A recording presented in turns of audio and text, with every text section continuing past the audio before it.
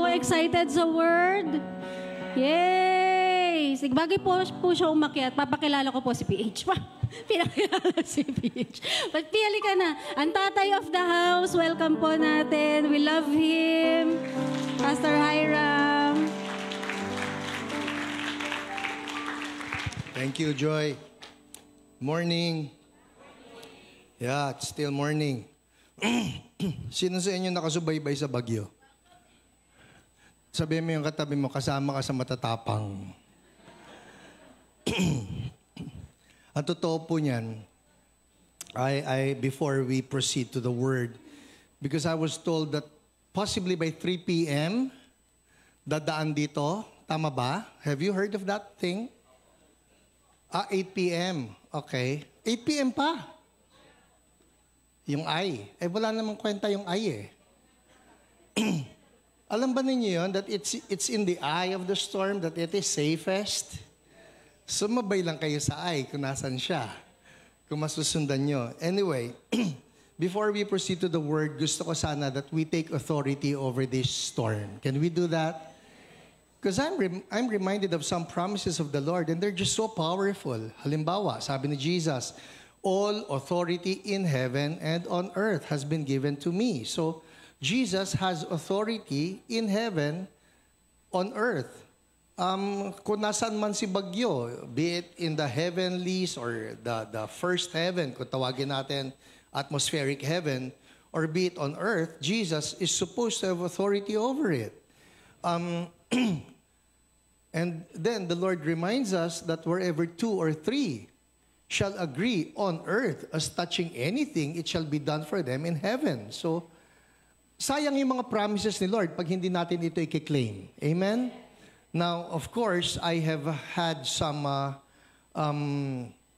instances na sa Facebook po, I would post prayers and there would be occasions wherein I would post a prayer of just taking authority over storms, rebuking them.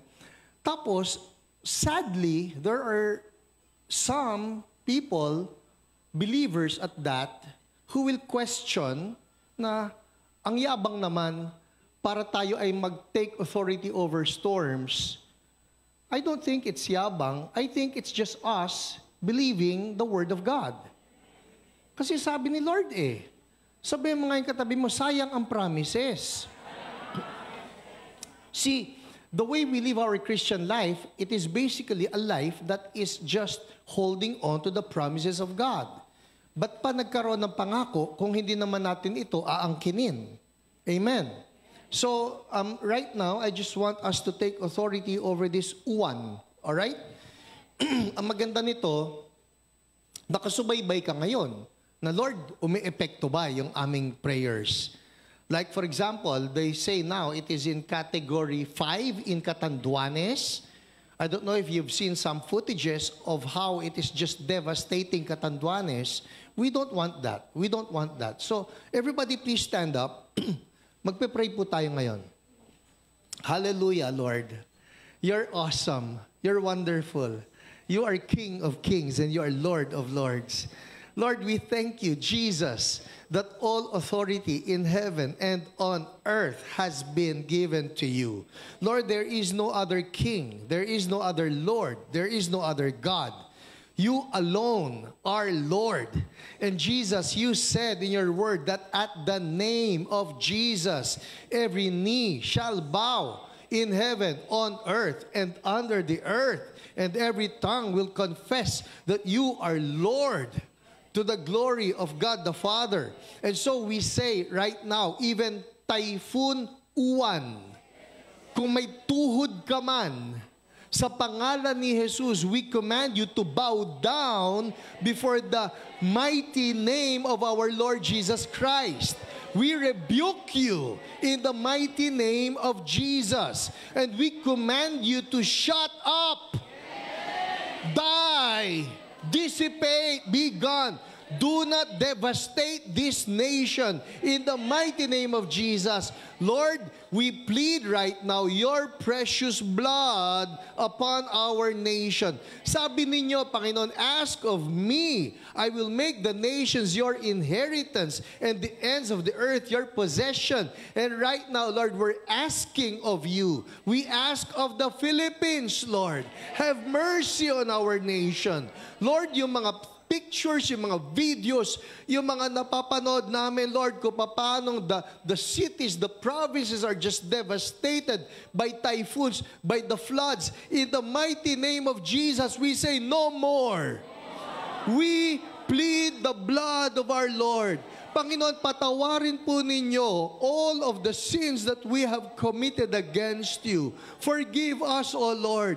Lord, I have seen some videos of how some people are pleading supposedly to God for God to help us. Pero Lord, iba naman yung Diyos na tinawagan nila. And Lord, we know it hurts your heart. And so Lord, we ask, forgive from heaven. Oh Lord, forgive from heaven. Lord, we are committing a wrong. Sorry, Lord, that we hurt your heart. But right now, Lord, we plead the blood of Jesus that was shed on the cross. Panginoon, binayaran na ito ng inyong anak. And right now, we just cover the entire archipelago. Lord God, Luzon, Visayas, and Mindanao, be covered by the blood of Jesus. No more to devastation. No more to you, Uwan, in the name of Jesus. And we say, Lord, that you have redeemed this nation by your blood.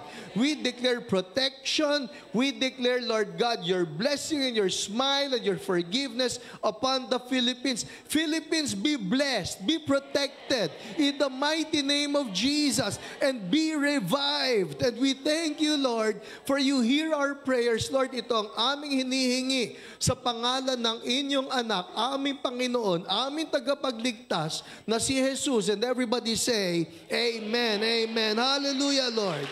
Hallelujah. Thank you, Lord. Amen, Amen. All right, sige po, we can take our seats. Amen. Who believes God answers prayers? So, subaybayan ninyo yung mga balita, all right? At malaman natin. You know, I've heard this from intercessors for the Philippines, no? That as far as intercessors are concerned, every time you get the newspaper, noon po uso pa yung mga dyaryo eh. Ngayon yata uso pa rin sa iba. O kaya yung nagbabasa ka, when you read the news, no? The news should serve as your prayer guides. Na pagka nababasa mo, uy, ito ay isang prayer item, at pagka may nakita ka na good development, Lord, thank you, this is an answer to prayer. So, makisubaybay tayo. All right. Amen. Who's ready for the word? Ready for the word. 1 Timothy chapter 3, verse 16. Isang verse lang po tayo.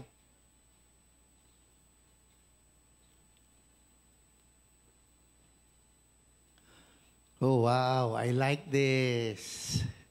Ito ba yung ginawa ninyo? Nice. Thank you, Alvin. Thank you, Chris. Beyond all question, the mystery, everybody say mystery. Beyond all question, the mystery from which true godliness springs is great. Everybody say true godliness. Sino sa inyo gusto nyo mamuhay in true godliness? I like that. Hindi ito false godliness. Hindi ito palabas na godliness. It's true godliness.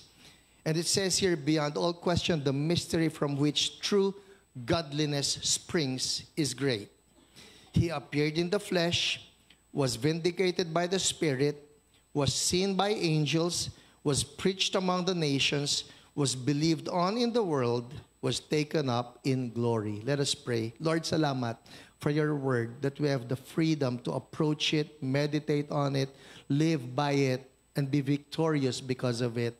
Oh, Holy Spirit, I pray now, speak to each one of us. Open up every heart, open up every mind, even those watching online, even those watching on replay. Let us experience the power of your word. The glory will always be yours. In Jesus' name, amen, amen. Kung kayo po nagbabasa ng mga epistles ni Paul, by the way, for some of you who may not be so familiar with that word and thinks that it's a heavy word, everybody say epistle. Noon po kasi, bilib na bilib ako doon sa salitang epistle, parang ang bigat, ang lalim, parang apostle. Epistle, apostle. Magkaiba po yun, okay? Yung apostle tao, yung epistle po, simply it just means letter. Alright? So pag may epistle si Paul to the Ephesian church, epistle to Philippians, epistle to Colossians. Ngayon, ito naman po, pagka nagbabasa kayo ng mga epistles or mga letters ni Paul, you will encounter a word that you'll be surprised, siya lang ang mahilig gumamit nito. And I'm referring to the word mystery. Palagi yan. Matter of fact, probably one of these Sundays I get to talk about these mysteries. But for this Sunday, gusto kong pag-usapan itong sinabi ni Paul, beyond all question, the mystery from which true godliness springs is great. Meron daw pinanggagalingan itong true godliness. It springs forth. And the question is, where does it spring from? Saan ito nanggaling?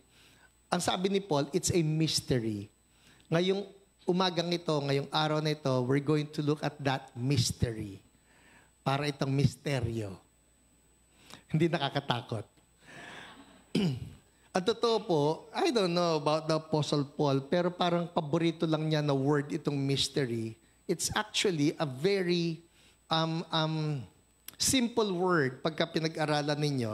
Ito yan, mystery, the Greek word is mysterion. Uy, o nga, no? Mystery, mysterion. Galing. Alright. So what does mysterion mean? It means this. It means mystery. Or secret. Often refers to a misunderstood part of the Old Testament that, with Christ's coming, is now unveiled. In short, when the Apostle Paul uses the word mystery, he is about to reveal a key or a secret that in the Old Testament was not so clear, but because of the coming of Christ, because Christ came, it became clear. And so for this particular mystery that we're going to study, ang titingnan natin ay, paano ba nagkakaroon ng true godliness? So apparently, if you go back to the Old Testament, mayroong mga perceptions ang mga tao, paano bang maging godly? Paano bang maging godly? And possibly even in the New Testament, meron pa rin tayong mga perceptions na paano bang maging godly. Matter of fact, I would say this, probably nung hindi pa tayo born again, we had our own ideas on how to be godly. O kung hindi man godly, wag na natin gamitin yung salitang godly, masyado mabigat. We had our own ideas kung paano tayo maliligtas at pupunta ng langit. Tama? Meron sa inyo yung iniisip ninyo, dapat magpakabait ka para mapunta ka ng langit. Meron, di ba? Meron sa inyo yung iniisip nyo na ako mas maraming bait ko kaysa doon sa kasamaan ko, kaya pupunta ako sa langit. Nag-i-imagine kayo ng parang may timbangan. So sadali, parang sumasama na ako, magdadagdag muna ako ng bait uli. Parang ganyan. So these are some of the misconceptions on how we can actually be godly and be deserving of the grace of God. Pero dito, makikita natin, ang ganda ng pagkakalatag ni Apostle Paul, and he is saying, I'm about to reveal to you the keys, the secrets on how true godliness can actually be achieved. Sino sa inyo excited doon? Ang ganda nito eh. Na-excite ako rito eh. So let's begin. Una, ang sabi rito, beyond all question, the mystery from which true godliness springs is great. The mystery is great. The secret is great.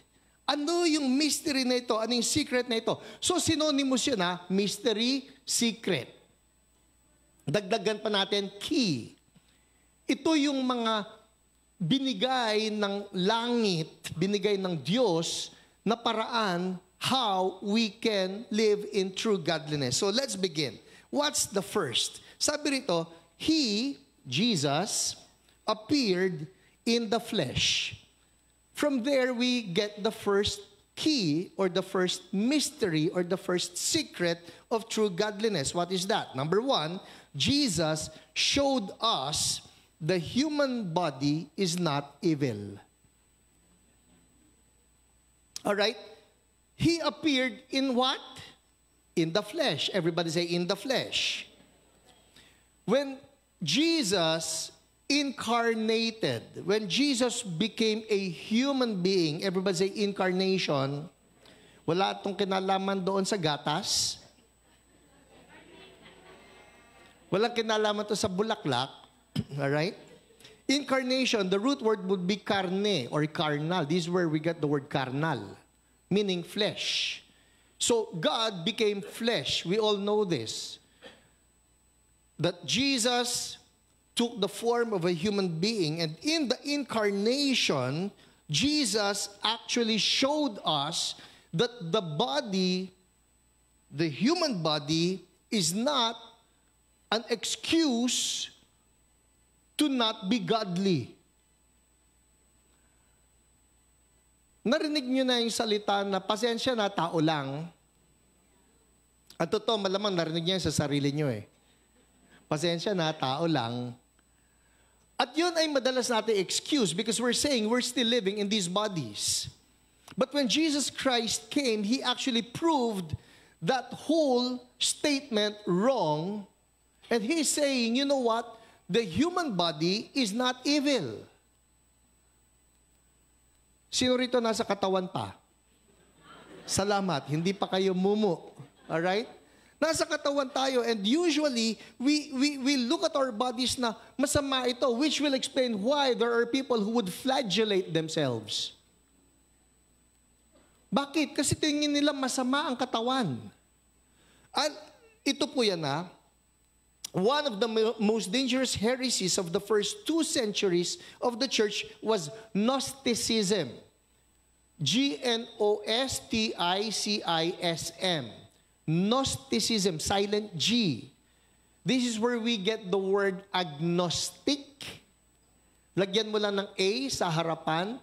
Gnosticism from the root word gnosis, G-N-O-S-I-S, which means knowledge. So pag sinabi mo na agnostic, no knowledge, which is why the agnostics, they believe, yes, there is a God, but there is no way of knowing Him. Thus, they are agnostics. Now, going back, noon po, panahon ng pagsusulat ng New Testament, itong Gnosticism was prevalent. Let me read this to you. Its central teaching was that spirit is good and matter is evil. From this unbiblical dualism flowed 5 important errors. So, maraming dinulot na errors itong Gnosticism na ito. Number 1, the human body, which is matter, is therefore evil. Pagka matter, evil. The human body is therefore evil. It is to be contrasted with God, who is holy spirit and therefore good. So, God is a spirit. Good siya. But because body is matter, evil to. That's a teaching of Gnosticism. Second error, salvation is the escape from the body achieved not by faith in Christ but by special knowledge. The Greek word for knowledge, ito na nga yung gnosis, hence Gnosticism. So kung gusto mo maligtas, umalis ka dyan sa katawan mo. Alright? Third error, Christ's true humanity was denied in 2 ways. So sinasabi lang, tayo naniniwala, si Jesus Christ, He is God, and He came in the flesh. Sabi ng Gnostics, hindi po pwede yan. Kasi nga, God is good, and God is a spirit, He is good, but He cannot be in a body because the body is evil. So paghihiwalay nila ngayon ito, na si Jesus cannot be God and be in the flesh. Because God is a spirit, spirit is holy, body is not. Hindi po pwede. So what happens here? Some said that Christ only seemed to have a body. Keyword, seemed. Alright? A view called docetism from the Greek word dokeo, which means to seem. So nandiyan si Jesus, naglalakad. Sabi lang, hindi, mukha lang may body yan. He is appearing like he has a body. Truth is, he does not have a body because if he is truly God, then God is a spirit, spirit is holy, but the body is not. So it only seems like he has a body. Nasusundan niyo pa rin ako? In short, itong Gnosticism na ito, pinaghihiwalay talaga niya. Ang spirito ay malinis, ang spirito ay banal, ang laman ay marumi. Alright. Continuing on, others said that the divine Christ joined the man, Jesus, at baptism. So, iba si Christ, iba si Jesus. Si Jesus, pinanganak, tao lang yan. Hanggang sa siya ay ibaptize ni John, the baptizer, and when he was baptized, Holy Spirit descended on him. That was the only time when the Christ came upon him. Nasusundan? Dahil nga si Christ, the Holy One, is the Spirit. But Jesus, the body, or the man in the body, hindi pwede, marumi yan. So, Christ joined the man, Jesus, at baptism and then left him before he died. Umalis uli before he died. A view called Cerinthianism, after its most prominent spokesman, Cerinthus. This view may be the background of much of 1 John. Kaya sinasabi ni John, whoever declares that God or Jesus is God who came in the flesh, sabi niya, yun tama yun. But anyone who denies that God came in the flesh, that's the spirit of the Antichrist. Because the contention here has to do with the flesh. Sabihin mo yung katabi mo, flesh. Alright? Now, this is the problem. So, nung mga panahon na ito, ang teaching, at hanggang ngayon, pumapasok to sa isipan natin, pag ikaw, nabubuhay ka sa laman, yung laman mo mahina yan, yung laman mo babagsak yan, yung laman mo magkakasala yan. Jesus disproved all that. Why? Because the mystery from which true godliness springs is great. And that is, He, Jesus Christ, appeared in the flesh and lived in the flesh. Ibig sabihin, He was in the human body. So the next time na tinignan natin itong si human body, na babagsak ito, makasalanan na ito, hindi. Niredeem na ni Jesus yung ganyang pag-iisip, yung katawan natin ay banal. Amen? So hindi na natin kinakailangan sumama doon sa mga nagpapalo. Ang sabi nito, some said that since the body was considered evil, it was to be treated harshly. Yun na yun. Na mayroon na maghahampas ng sarili nila, mayroon na magpapapako ng sarili nila. This ascetic form of Gnosticism may be the background of part of the letter to the Colossians. Ito naman, yung may kinalaman uli doon sa kinakailangan mong pahirapan ang sarili mo.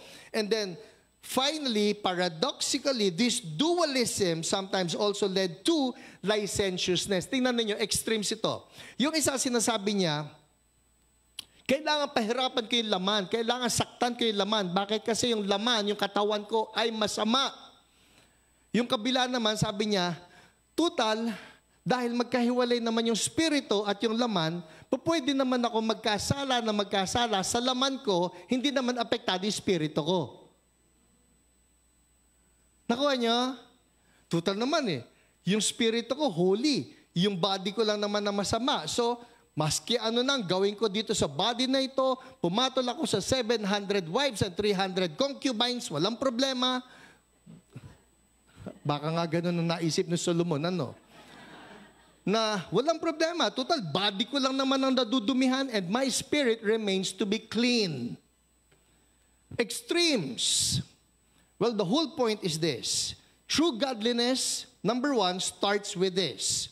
Everything about the human body, Jesus redeemed. And He is saying now to all of us that this body is something that we need to appreciate. So much so that God even thought it best to make the human body as the temple of the Holy Spirit. Galing! Isipin ninyo, dun sa pag-iisip dati na ang katawan, masama yan, babagsak yan, etc., magkakasala yan, sabi ni God, not so. Jesus has shown you it is possible to be living in the human body and be hosting the Holy Spirit, be the temple of the Holy Spirit, and you can actually live in true godliness. Amen? Pwede ba sabihin na natin ito, Lord, thank you sa katawan ko. Thank you may katawan ako. Mula ulo hanggang paa, hindi ako multo. Amen. All right. Let's move on. Andar tayo, ha? So that's the first. That's the first. It sounds theological, but it's actually very practical. The moment we get to appreciate, Lord, salamat po na ang katawan ko ay ginawa ninyong banal. Amen? All right. So, let's move on. The secrets to true godliness, number one, is that Jesus showed us the human body is not evil. It's not evil. Pwede ba ganito yung malala mo? Ang bait-bait mo. Alright? Pinabanal na ni Jesus yan. Pinabanal na ni Jesus. Alright. Secondly, let's move on, ha? Sabi rito, He appeared in the flesh. Again, everybody say flesh. That's the human body. Alright? The human body. Ngayon, balikan lang natin. Just in case there is a part of the human body or there's a part of your body now that is not submitted to the will of God, dito papasok ngayon yung sinabi ni Jesus na let it die. Let the hand die. Let the eyes die. Let the foot die. Because Jesus Christ is supposed to be alive in this body now. Now, next, sabi rito, He appeared in the flesh. What's the next line? Was vindicated by the Spirit. This is the next mystery, the next key, the next lesson, the next secret on how to achieve true godliness. What's that? Jesus showed us the Holy Spirit vindicates us. Now, let me explain this. Medyo mabigat yung word na ginamit. Vindicate. Everybody say, vindicate. Inaral ko to. Ang sabi rito, the Greek word is dikaio. That's D-I-K-A-I-O. And it's supposed to be O, yung dulo, dikaio, dikaio, O, and then you have the omega. First is the Omicron, walang kinalaman sa COVID. Magkaiba po kasi yung O sa O. O is Omicron, O is omega. So the way to pronounce this is dikaio. What's dikaio? This is the word vindicate. Alright? Ito ibig sabihin yan. It means to justify. So the Holy Spirit justifies. It means to vindicate.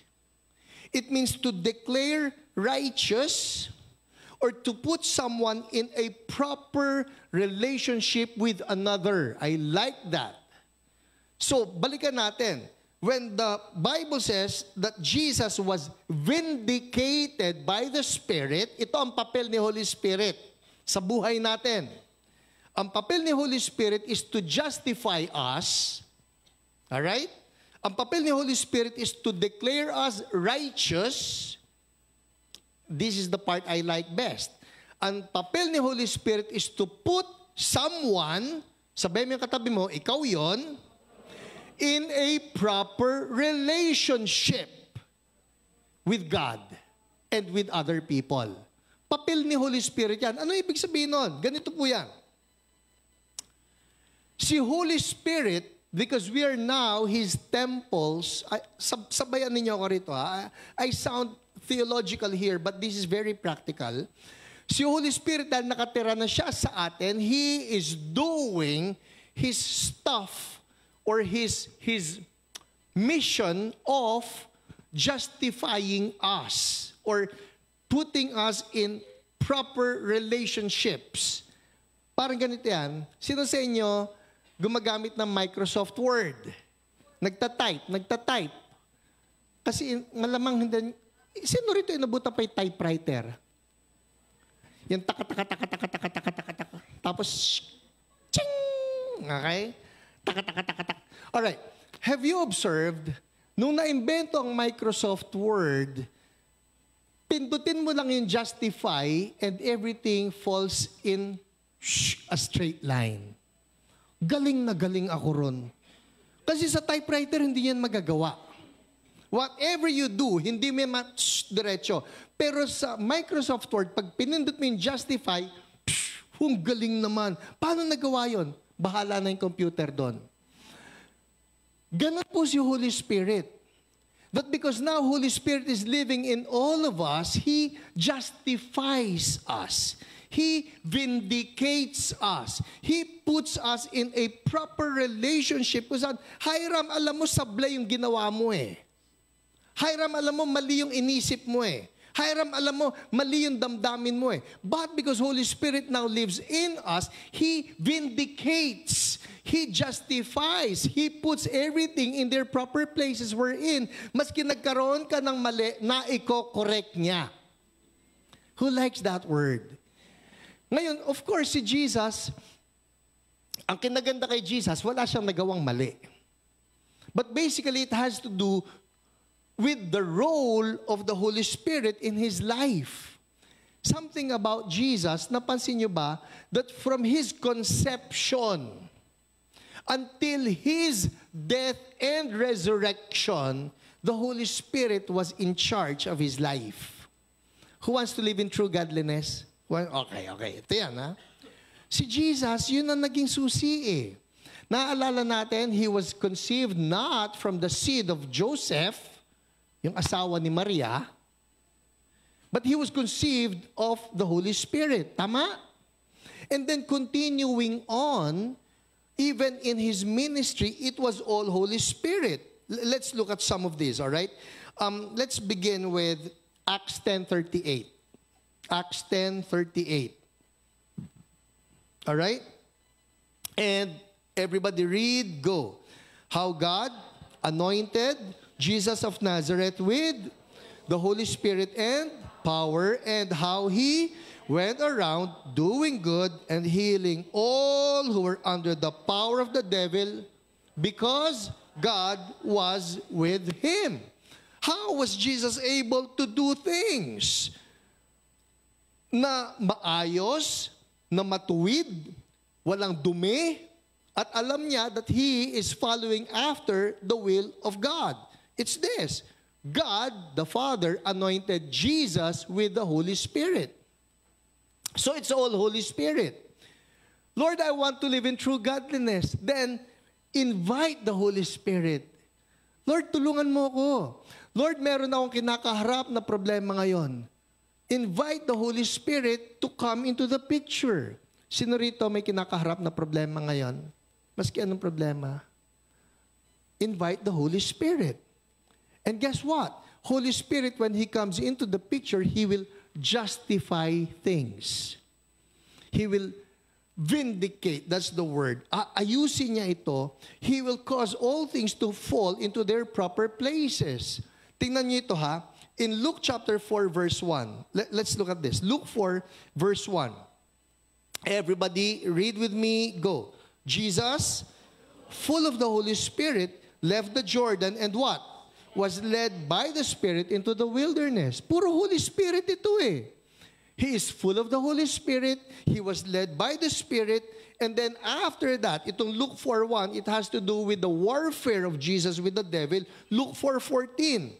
Ang sabi rito sa Luke 4:14, everybody read, Jesus returned to Galilee in the power of the Spirit, and news about Him spread through the whole countryside. through the whole countryside. Ano nangyari rito? He was still empowered by the Holy Spirit. Lord, gusto ko po na mamuhay in true godliness. This is the second mystery or the second key or the second secret. Have the Holy Spirit vindicate you. Again, that word should not be heavy. It simply means justify you.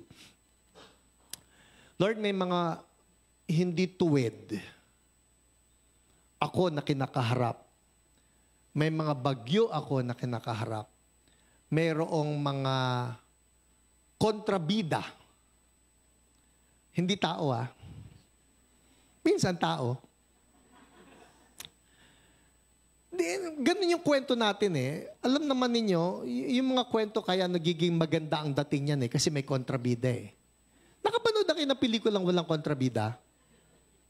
May ganun ba? Parang wala, no?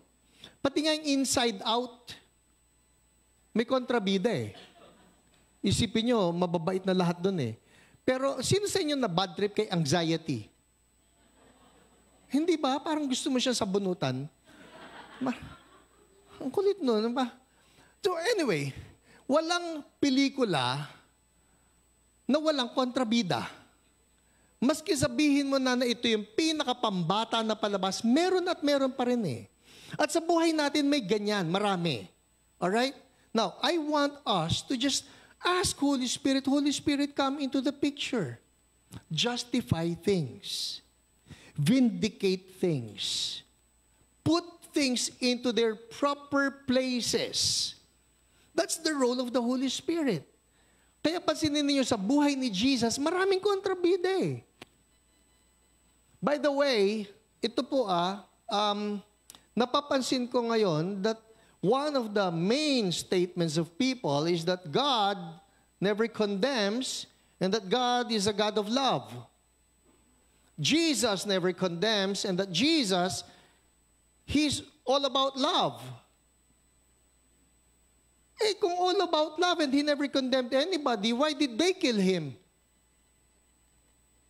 It's because He had kontrabidas in His life. Palagay nyo, may mas babait pa kay Jesus? Sino rito gusto nyo maging kasimbait nyo si Jesus? Yan ang pinag-uusapan natin ngayon, Lord, gusto ko kasimbait kita. Sino sa inyo gusto nyo kasing pasensyoso nyo si Jesus? Lord, gusto ko yun. Yeah. I'll tell you this. You want a complete picture of the character of Jesus? It is this, the fruit of the Spirit. That's Jesus.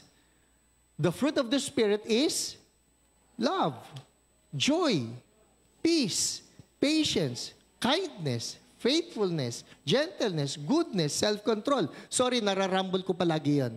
Pinagtatabi ko lagi yung gentleness at goodness. But that's Jesus. So basically, Jesus is love. Jesus has joy, He has peace, He has patience, He has kindness, He has faithfulness, He has gentleness, He has goodness, He has self-control. He is perfect. The best. Ay, yun lang magawa mo yun, idikit mo yung pangalan mo ron. Hiram has love. Hiram has joy. Okay. Hiram has peace. Minsan, Hiram has patience. He has kindness. Parang unti-unti na. But that's Jesus. And yet think of this. Jesus being the most perfect individual that ever walked the planet was still crucified by people who hated Him. Side note lang po yan ng sermon ko. I guess the point is, hindi porke ikaw ay pinakamabait at mahal mo lahat ng tao, wala ka nang magiging kaaway. People will still hate you. People will say nasty things against you. Then again, looking at the bigger picture, I think God is just after a good story for each one of us. Pagagandahin ko ang kwento ng buhay mo. Sino rito gusto maganda kwento ng buhay? Hindi, Pastor, ayoko mapako sa krus.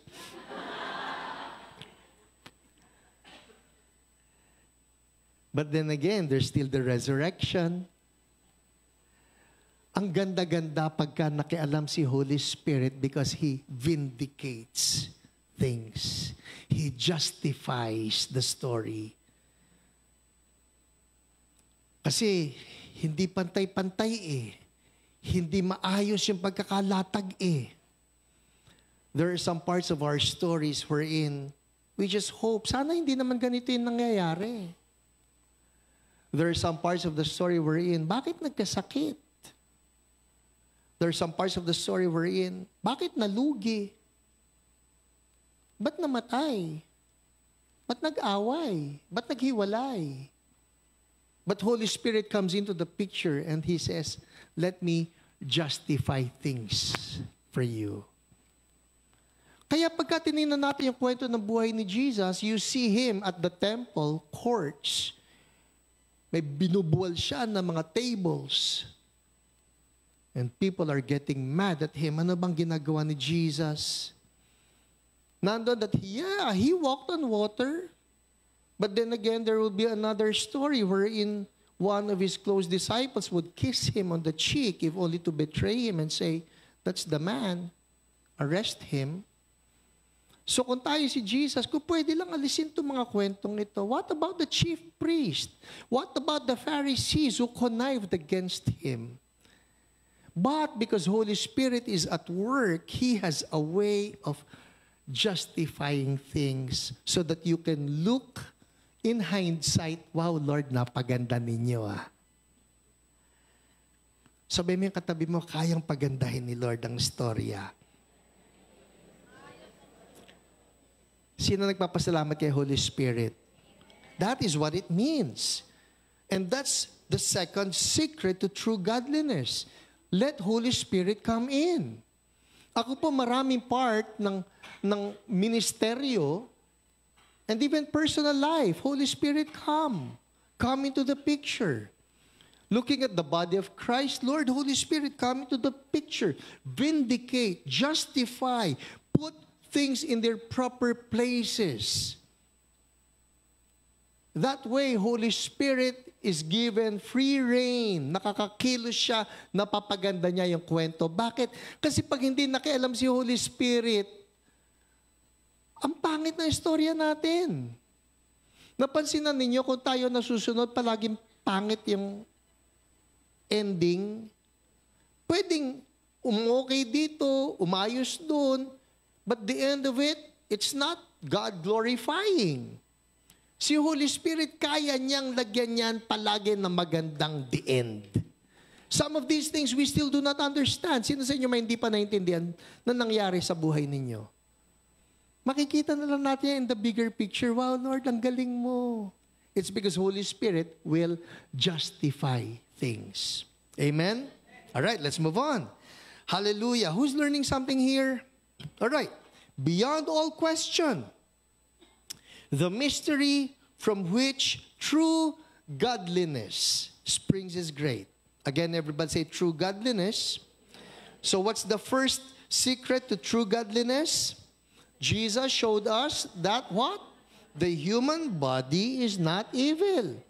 Kaya wag nating sumpain, wag nating pandirihan ang ating human body will be in this until the Lord takes us home. Secondly, Jesus showed us that the Holy Spirit is there. And His role is to vindicate us. Again, the word vindicate, it means to justify, to declare righteous, and to put someone in a proper relationship with another. Ayusin niya yan lahat. Oh, I take so much comfort in that. Aayusin ni Lord lahat. Parang yung isang kanta na narinig ko, everything's gonna be okay. May ganun kanta eh. Everything's gonna be okay. May mas simple pa. Be happy. Because everything's gonna be okay. Thirdly, let's move on. The third lesson for us today. Sabi rito, the mystery from which true godliness springs is great. He appeared in the flesh, was vindicated by the Spirit. Pwede ba sabihin natin ito, Holy Spirit? Thank you for your role in vindicating me. All right. Pangatlo, was seen by angels. What about that? Was seen by angels. I looked it up. This word seen, pagka tinignan nyo, was seen by angels, parang nakita ng mga anghel. Yun ang unawa natin sa Tagalog. Tama? Sabi ko, ba't ganon? Ngayon ko nakita ng mga anghel, tayo nakikita rin ng mga anghel. Will that lead to godliness? Ito po yan. So I did a study here. The word seen is horao. H-O-R-A-O. Horao. It can mean either of two, seen or watched. I would go for the word watched. Jesus was able to live in true godliness. How? The third key. The third mystery, the third secret. It is this. Angels were watching him. I think there's a difference between just seeing and watching. What's the difference? Pagka nakita mo, you just saw it. But if you're watching, it means that you have a mission over that thing, over that person. I'm watching over you. I'm seeing what's going on and I'm watching over you. And angels, number 3 lesson here, who wants to live in true godliness? Ito po ang kulang na kulang sa atin sa application, all right? Number 3, Jesus showed us angels are there to help us. Diyan sila eh. And they're not just seeing us, they're watching over us. And they have a mission over us. They are there so that they can help us live in true godliness. Kumbaga ba, oy Hiram, wag yan. May ganun eh. Meron silang pag-iingat, meron silang pagtatanggol na ginagawa for us. Jesus, yes, He's the Son of God. Yes, He's anointed by the Holy Spirit. Yes, He defeated Satan in the temptation in the wilderness. But did you know this? Ando na. He's the Son of God. He's anointed by the Holy Spirit. He was victorious. But have you ever considered this? That even in that warfare in the wilderness, the angels were there for Him also. Si Jesus na yan. Ang sabi ng Matthew 4:11, let's look at this. Matthew 4:11 says here, then the devil left him and what? Angels came and attended him. Dumating pa rin ng mga angels eh. Ito yun hindi sinabi ni Jesus na, angels, alis kayo. Kaya ko to. Jesus knew that the angels had a role in helping him live a life of victory. Nakukuha natin? Ito yung akin eh. Kung si Jesus, anak na ng Diyos, kinailangan pa ang tulong ng mga anghel, tayo pa kaya? But the question would be, how conscious are we of the role of angels in our lives? Madalas ito, we just take it for granted. Hindi natin napapansin. But angels are actually very busy in just helping us keep in step with the will of God. Na wag dyan, hindi yan, dito ka, ingatan kita. So Jesus, during the temptation, angels came to help him. Ito pa, Luke 22:43. Let's look at this, Luke 22:43. An angel from heaven appeared. Now, the context of this would be, Jesus was praying in the Garden of Gethsemane. Naalala niyo yan? And the prayer basically was, Father, if it's possible, would you take this cup of suffering away from me? Yet not my will, but your will be done. Siyempre naman, no, ayaw. Sino sa inyo gusto ng cup of suffering? Ayoko nun. Gusto ko cup of coffee.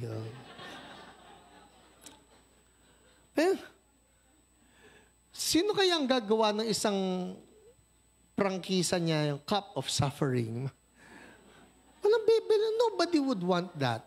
And Jesus, He's saying, Father, if it's possible, take this cup of suffering away from me, yet not my will, but your will be done. And you remember how many times did He pray that prayer? Meron, please. He prayed that 3 times. All right? You see there the struggle in Jesus. Alam niya yung pagdadaanan niya. He knew that it was going to be painful. He knew that it was going to be horrible for Him. He knew that that cup of suffering involves. Ito po yan eh. Ano ba yung cup of suffering na yan, Pastor? Serpentina ba yan? Sino sa inyo nakatikim na ng serpentina? Okay ba? Cup of suffering yun eh. Okay?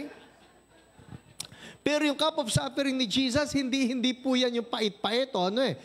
Yung cup of suffering na yan, ito yan, just so you will understand. That cup of suffering actually has in it all of the sins of mankind falling on Him. Lahat ng naimbentong kasalanan ng tao, nandun. Nandun yung kasalanan ni Eva at ni Adan. Actually, simple pa nga yun eh. Kumain lang naman sila ng durian eh. Oh, by the way, I love durian, all right? Pero yung mga kasalanan ng rape, kasalanan ng murder, kasalanan ng gossip, kasalanan ng division, rebellion, name it. It's all in that cup. Hindi lang yan. Lahat ng mga demonyo na nagtotorment sa lahat ng sangkatauhan from eternity to eternity, nandun din. All negatives, all dirty, all sinful, everything worldly, it's in that cup of suffering. And Jesus was about to take it upon Himself as the Lamb of God who takes away the sin of the world.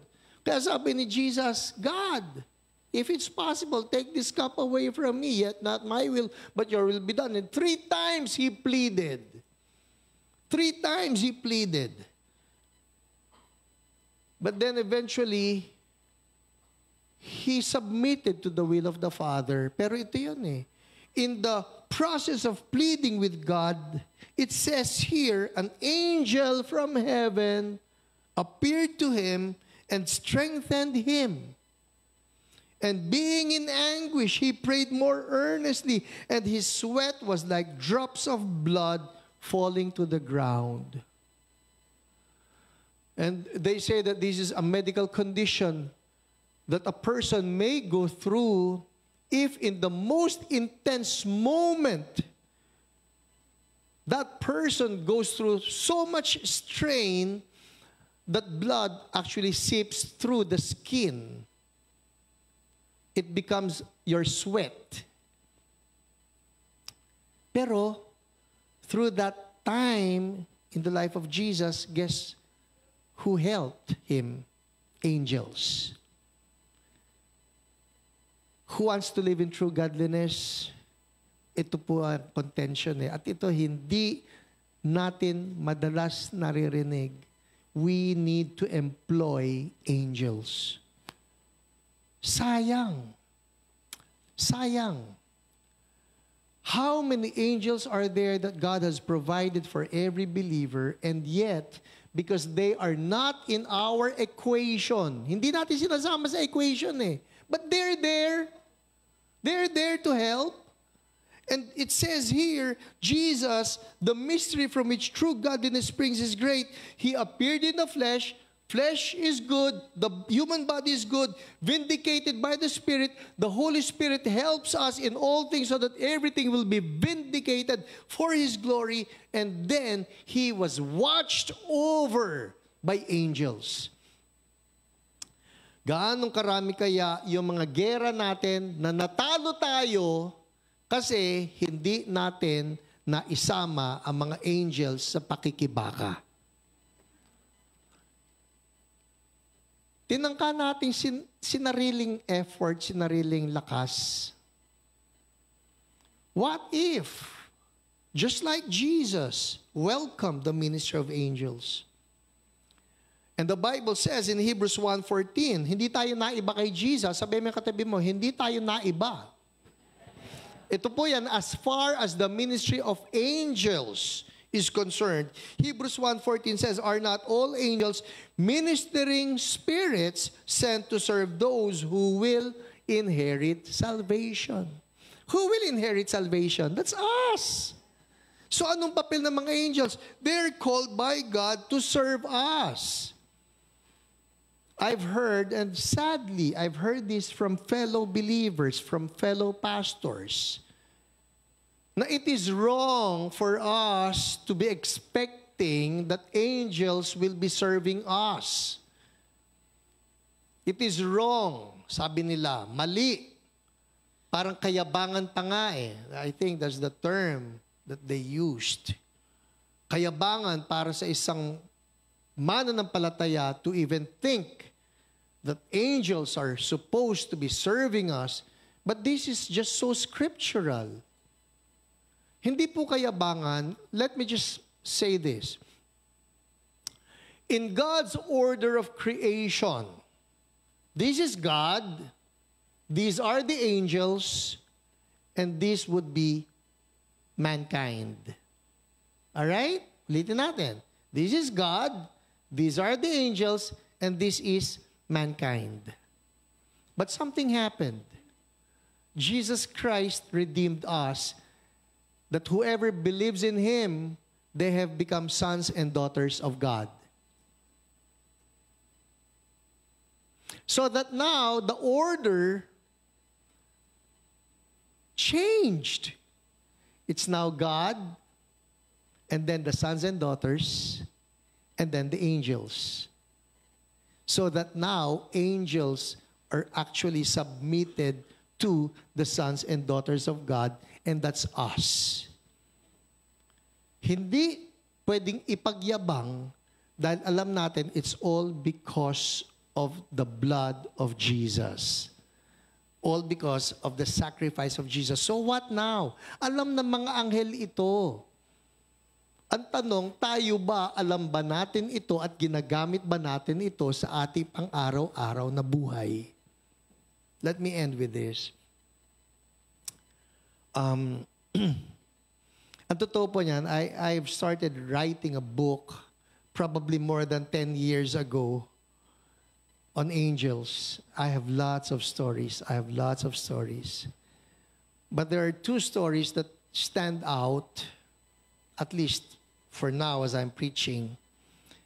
The first story has to do with nung JLH pa po tayo. Sino rito kasama na natin nung JLH pa? Jesus the Lord of Hosts. All right. So back then, we had our family outing, church family outing. Nag-arkila po ang JLH ng isang, anong tawag natin yan? Swimming pool na, alam niyo yung mga exclusive sa Laguna? So nagganon tayo. So we had the big pool and we had the little pool. Sa big pool, syempre, yung kami na mga magagaling lumangoy. Kami lang na mga adults. Or at least, kaya na yung 4 feet, 5 feet. Sa kabila would be the kids pool. So, nandun yung mga bata. And then, we rented it until 5 p.m. But something happened that we were not even aware of. Towards the 4 p.m. mark, syempre, pagod na, naglango yan, lahat. Alam naman natin, ang pagod, ang pangtapat dyan ay pagkain. So, ahunan, nagkakainan kami doon sa kabilang dulo at ang sasarap ng mga pagkain. Alam niya, pagkapagod, masarap kumain. Unknown to us, one of our kids, no, hindi ko na lang papangalanan, si Wesley. Siyempre nandun siya sa little pool. He was probably 4 years old or 3 years old. Basta maliit. Matabang maliit. Nandun siya.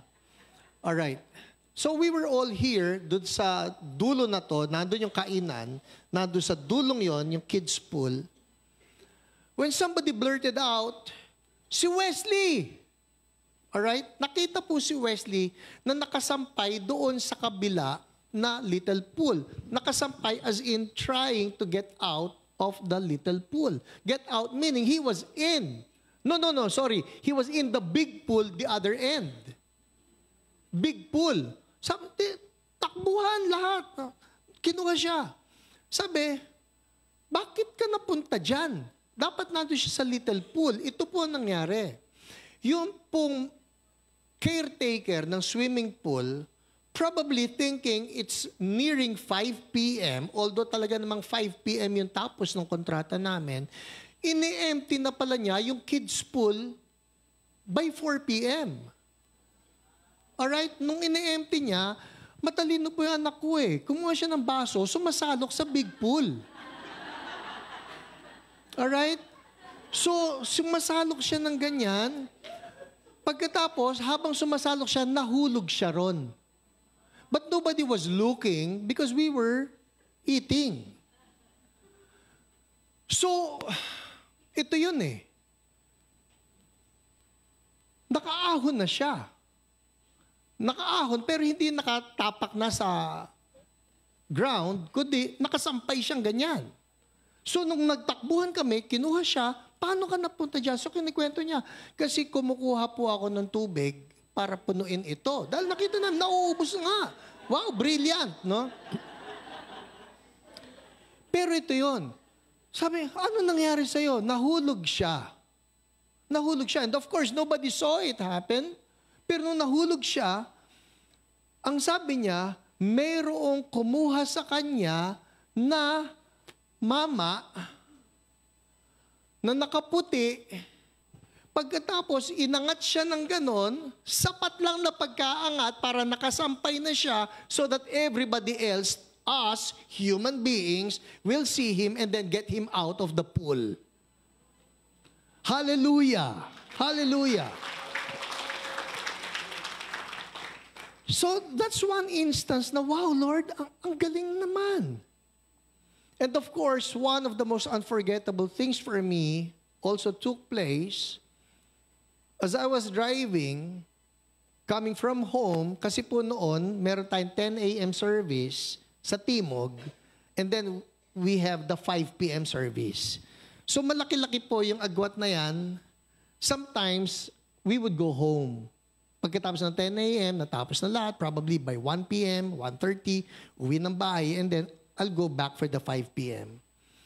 Nung pabalik po ako ng 5 p.m. na yon, I still remember this, it's very clear. I was driving a Montero.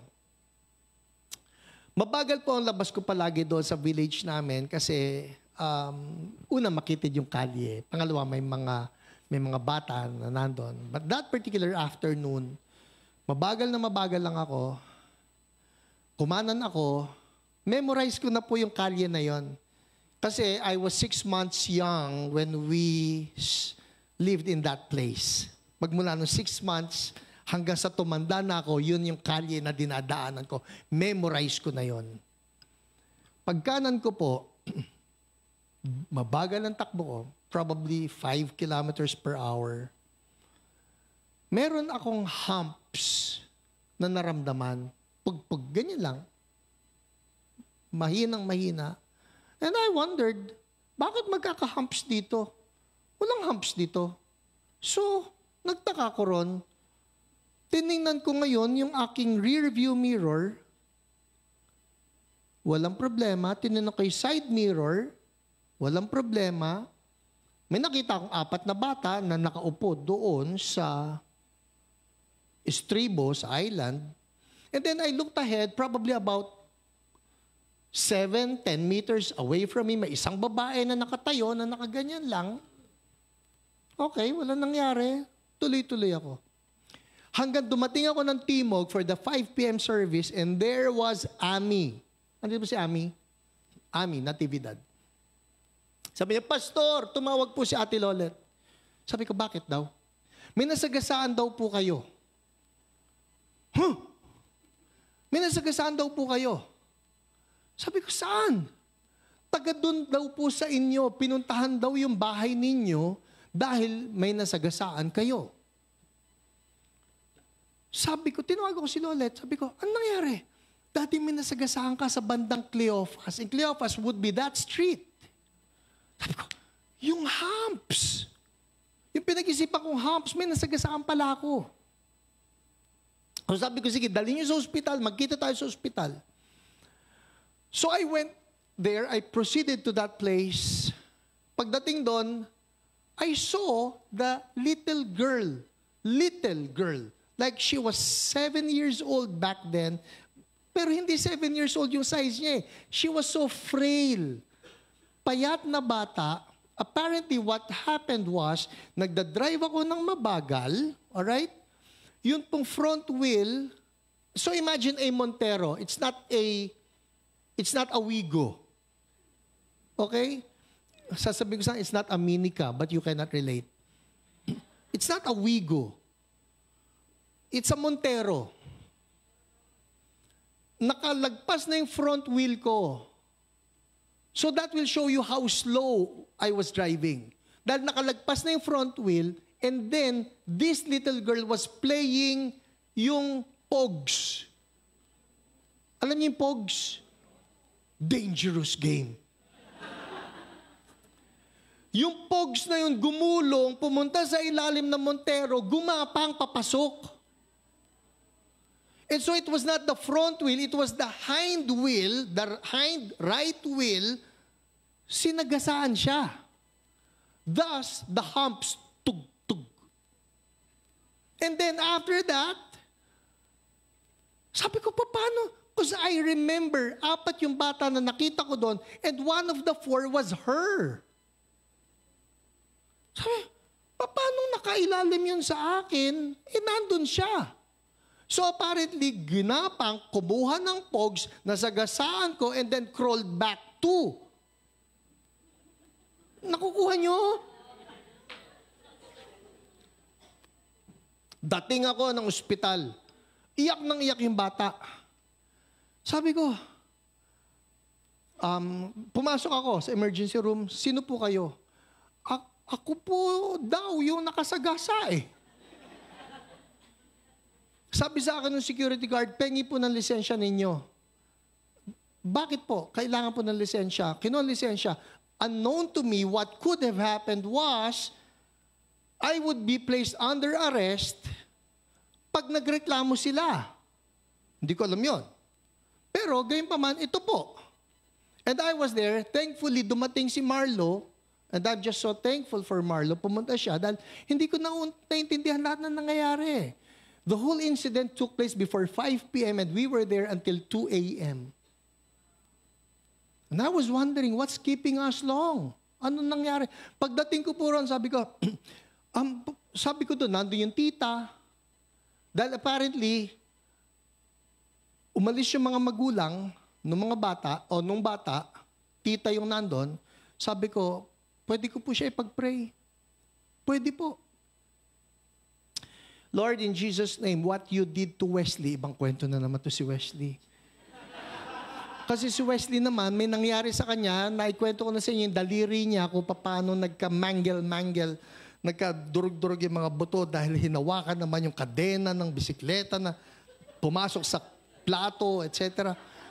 And God just did a miraculous thing na umayos yung kamay ni Wesley. So I called on that particular testimony because the testimony of Jesus releases a spirit of prophecy. So sabi ko, Lord, yung ginawa niyo po sa kamay ni Wesley noon, I declare right now in the name of Jesus, do it again. I command now, bone to bone, muscle to muscle, nerve to nerve, ligament to ligament, everything come together in Jesus' name. Lord, I speak wholeness. Amen. Tuloy-tuloy yung iyak ng bata. Tuloy-tuloy yung iyak ng bata. Well, cut the long story short, we were there from past 5 p.m. until 2 a.m. and I was wondering what's going on. Kaya mabuti nga natin si Marlo because he was explaining to me, Pastor, ito yung ginagawa nila ngayon. Ito yung ginagawa nila ngayon. Sabi ko, bakit ang tagal naman? Kasi they were looking at all the internal organs. Ano man yung mga na-damage doon. Now, imagine this. It's a Montero. You think of a frail 7-year-old girl na yung 5 years old daw, sabi niya. Okay. Salamat. Ganito po yan hindi ko siya nabundol. Nasagasaan. Nung sinasabi po ni Marlo doon sa doktor, sabi kasi nung nurse, ano ba nangyari dito? VA yan, doc. VA means Virginia. Vehicular accident. Alright? VA yan, doc. Sabi niya, nabundol? Hindi po nasagasaan. Hindi pwede nasagasaan to. And then they turned over yung bata, people, nandun po sa likod ng bata yung buong tread marks ng Montero. Kung ano yung lapad ng gulong, yun ang sugat niya sa balat. The tread marks were there. Kung bigat po ng Montero pinag-uusapan natin, yung ribs ng bata ngayon nag-collapse. At yung ribs na yun, binutas yung kanyang lungs and possibly even the heart. That would mean instant death. Are you getting this? So sinasabi na ni Marlo, Doc, VA po, vehicular accident. Nabundol, hindi po nasagasaan.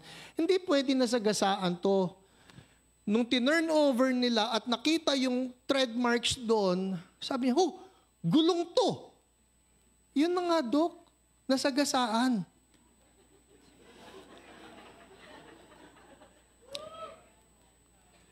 Ito na. They did all the tests. Past 1 p.m., balik pa ng balik sa 7-Eleven para lang bumili ng juice, ng tubig. Kailangan umihi. Hindi umiihi magmula ng aksidente. So they were thinking, baka nasira yung kidney. Kaya hindi makaihi. Inuupo nila doon sa trono, hindi naman maihi yung bata. Finally, 1 p.m., past 1, inupo nila sa sahig doon. Sumirit. Hindi pala sanay sa trono. Kaya nung nasa sahig na, bumaha. Sabi, okay ang kidney. O sige, pwede na yan palabasin. Okay na siya. Hallelujah! Hallelujah! Now, I share this with you because our paradigm as believers, usually, hindi kasama mga angels sa usapan. But they're there. And that actually led to Jesus living a victorious life. Kala natin, si Jesus, He is the Son of God. Si Jesus, anointed ng Holy Spirit. But He also needed the help of angels for Him to be able to fulfill His mission in life.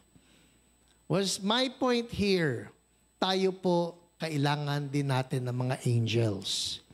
We need to employ them. And it says here, He was seen by angels, or I would say, He was watched by angels. Tell the person next to you, angels are watching over you. And then it says here, was preached among the nations, was believed on in the world. Now, question is this. What makes us sure that Jesus lived a true godly life? It's the last line. He was taken up in glory. Jesus would not have been taken up in glory if his was a life that was not victorious. Jesus would not have led captivity captive into the glorious presence of God if it was a life that had some flaws in it. In short, perfect life, true godly life. And so Jesus was taken up in glory. All right? How do I land this? Ang modelo natin si Jesus Jesus lived a true godly life. And following after the footsteps of Jesus, I'd say, pwede ito para sa ating lahat. we can live true godly lives in this human body with the help of the Holy Spirit and with the ministry of angels. Amen? Let's all stand up.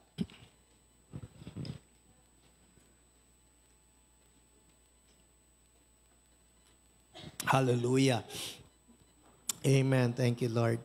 All right. Siguro, this is what we will do, ha? If you can just get two people with you, mag-form nga tayo ng mga triplets. Mag-form. Maski na hindi ninyo ka-triplet ngayon. Just get two more people, and ask them, dito sa tatlong ito, all right? Dito sa tatlong ito, we're talking here of the human body being not evil. We're talking here of the ministry of the Holy Spirit, vindicating things, and we're talking here of angels helping us. Tanungin ninyo, usap-usap muna kayo bago kayo mag-pray, ano dyan sa tatlong yan ang pinakakailangan mong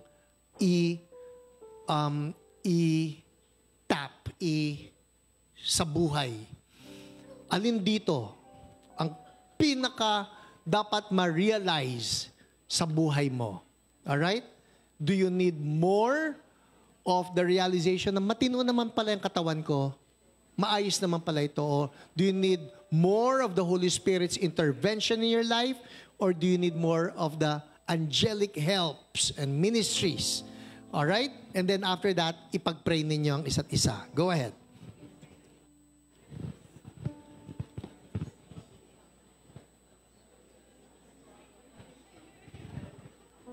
Ang sagot lang yan, 1, 2, or 3.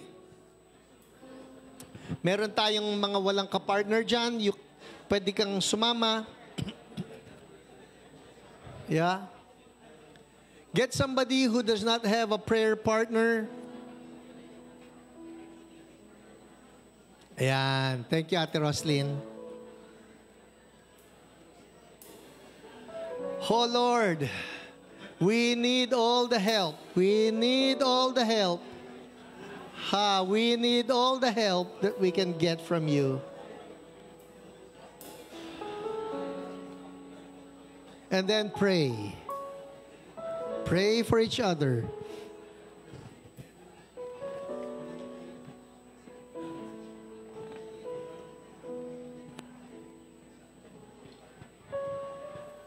Holy Spirit, come help. Holy Spirit, come help. Justify things. Thank you, Lord.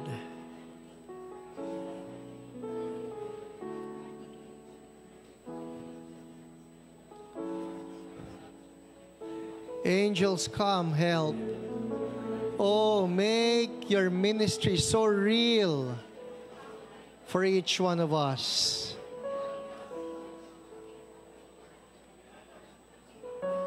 Oh, let the supernatural realm be so real for us. Come, we invite you.